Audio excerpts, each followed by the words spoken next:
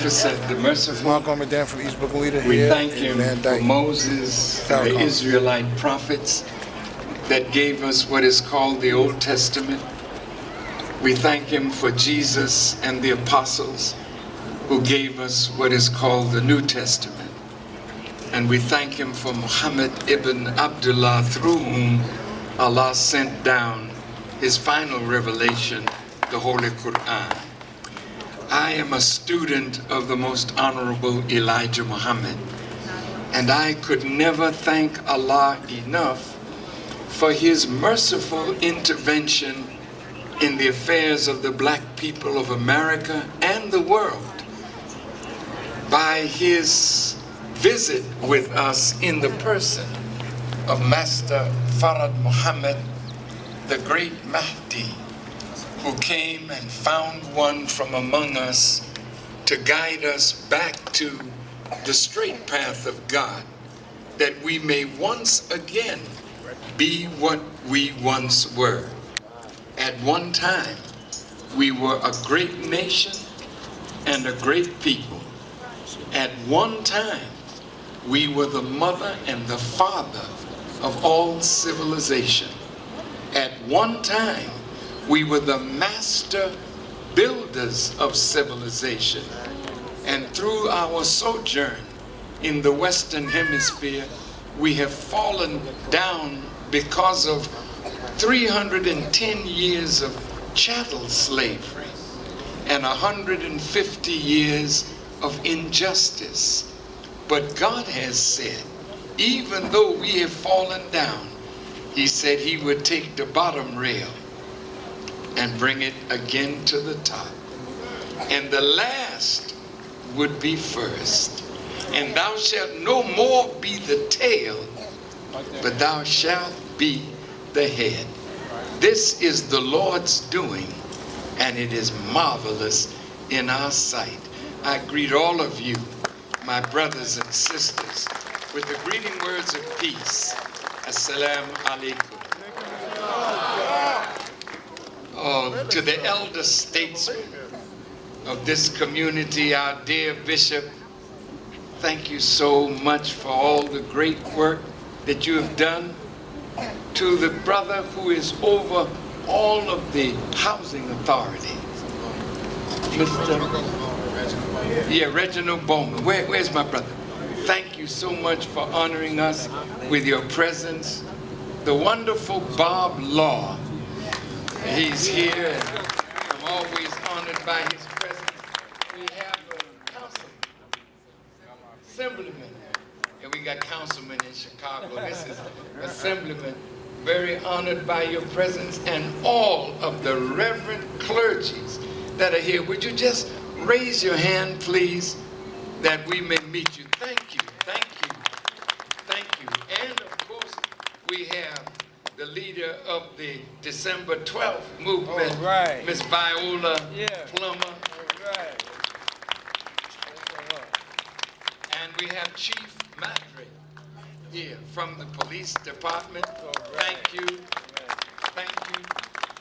But I thank God most of all for each and every one of you, particularly those who are young like me, 14, 15, 16, 17, 19, 21. You are our future. Yes, sir. You're the greatest generation that we have ever produced. Why do I say that? Even though sometimes we elders don't understand our young, we don't understand their style, their dress, their dance. But just remember, elders, when we were coming up, we had a style that our mamas didn't like. We had a dance that our mama didn't know nothing too much about. We had different haircut, you know, the pompadour and all that stuff, the New Nile and Murray grease, slick them down. Go on, brother. That's right. But our music was different. And our parents may not have understood our music. And those of you who are 50, 60, You remember the peg pants era? Where we used to wear the peg pants and the big chain and the wide brim hat? You remember how we used to stay in the barber shop with lye in our head and cook it up and straighten it out? Our parents didn't like that. And you may not like the fact that the youngsters have their pants dropping down. I mean, you can't understand that. And you may not be able to understand their dance or their rap. But this is a new generation. It's a powerful generation.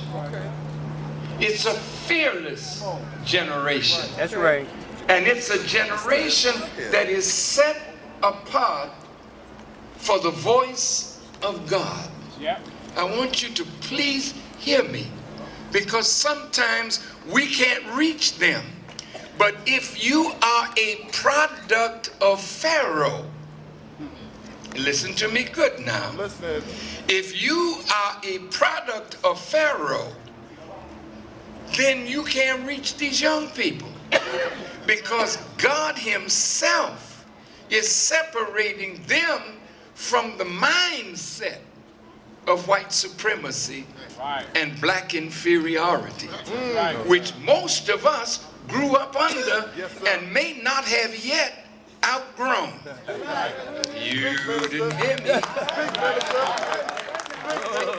So these young people, you bring your star basketball players, football players, and you tell them, stay in school. You know, you gotta stay in school because you won't make it unless you get an education. And they look at you and say, stay in school so I could be like you, who compromise the future of our people, who sell out to the forces that be, who bow down to that which you should never bow down to. How do you want your young people to follow you and you don't have the strength to lead them? So this is why, listen carefully now, when the children of Israel were in Egypt, and you know what that is? That's not yesterday. You are the real children of Israel in a modern Egypt under a modern Pharaoh. Now check this out. Pharaoh saw the children of Israel multiplying. So listen to what he said. Come, invitation. Let us deal wisely with them, lest they multiply, join on to an enemy of ours, and come against us.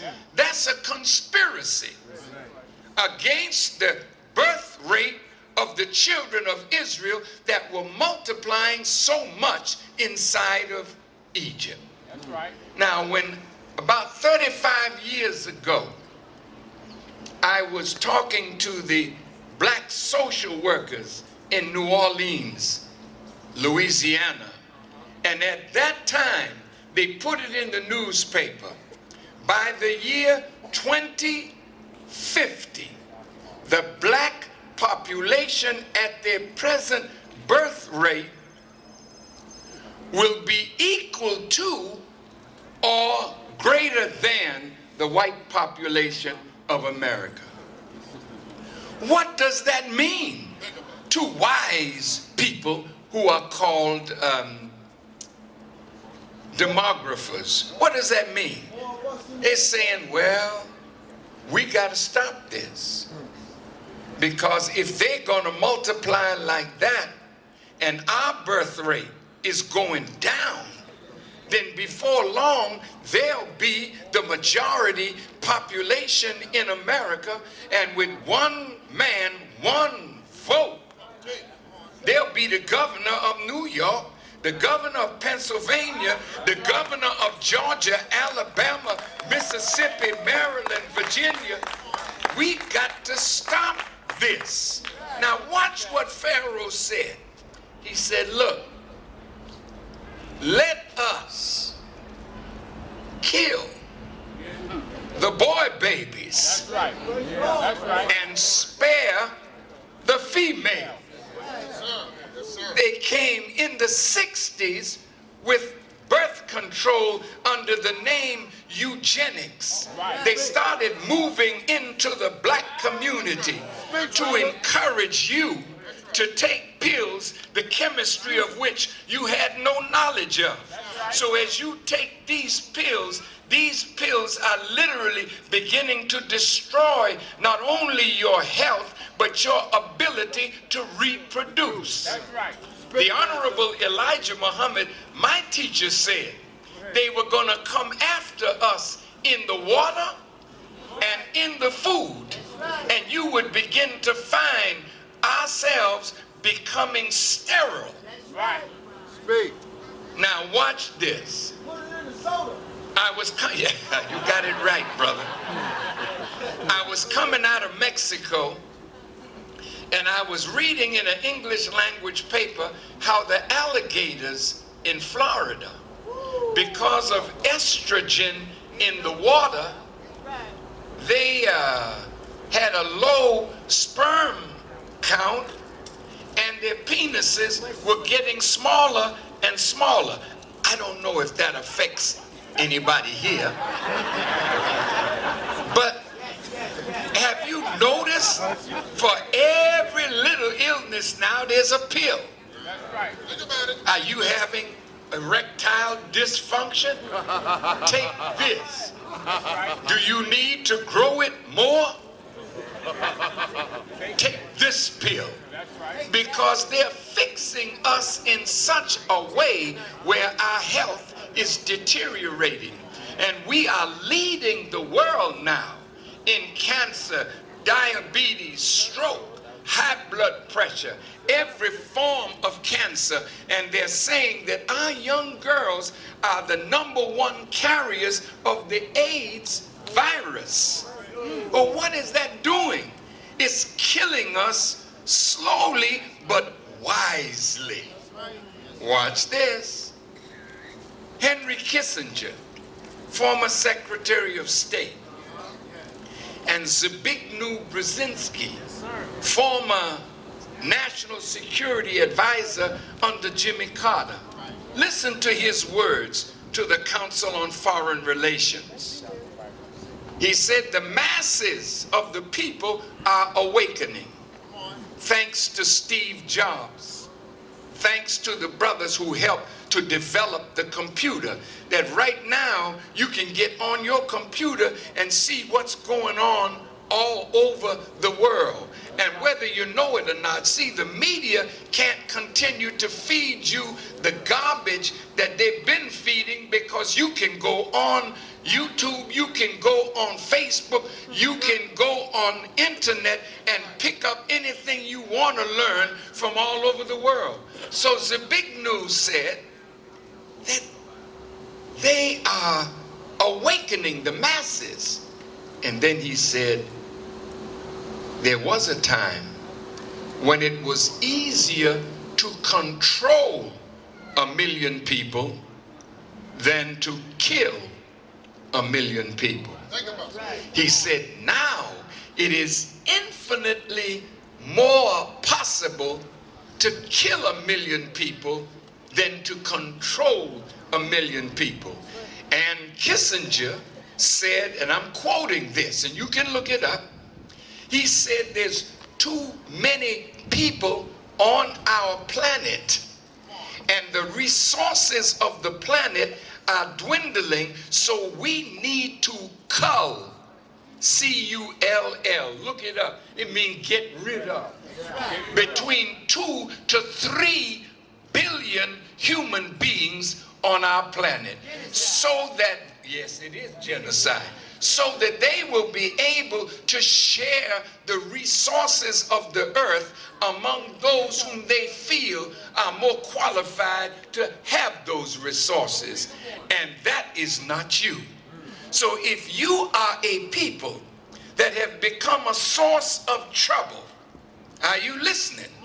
See, you're waking up and you're beginning to ask for things that they know they can't give you. You put your brother in office and all you want is a job, but he's fighting the Congress to get a jobs bill passed that would only produce 3 million jobs, yet there are 24 million Americans unemployed and underemployed. So which one of you think that if the jobs bill passed, that you're going to be the one getting the job? Then they come after the brothers. You, young man, let me tell you what the scheme is. All right?